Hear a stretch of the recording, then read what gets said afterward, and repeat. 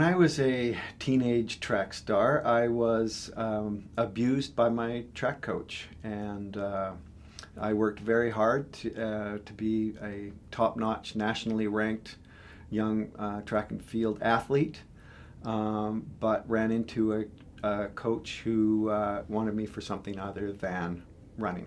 I didn't tell anybody about my experience, mostly because of the shame that I felt, the embarrassment. Those were the two main ones. And so it took years and years and years before I talked to anybody about this. And I think that was one of the problems that I encountered, was not talking. I should have gone with my gut instinct. I knew what he did to me was wrong, and I should have told somebody. But when you're young and you want to be a great athlete and you know that your coach is your ticket to greatness, you'll do anything to stay with him. And if that includes clamming up and not saying anything about abuse, then that's what happens. That was a mistake on my part, and something I definitely would have done differently had I known.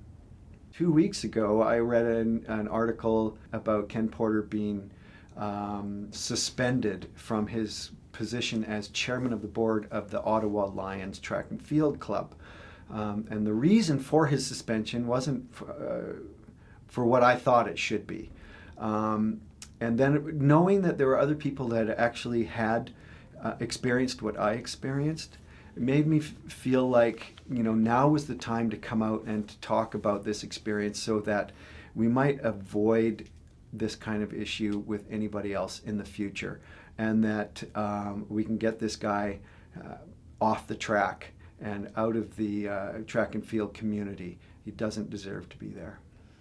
I very much strongly urge anybody who's gone through this kind of experience to reach out, get some help, talk to somebody, and you'll see that it's not as bad as you thought. And more than that, you're not alone.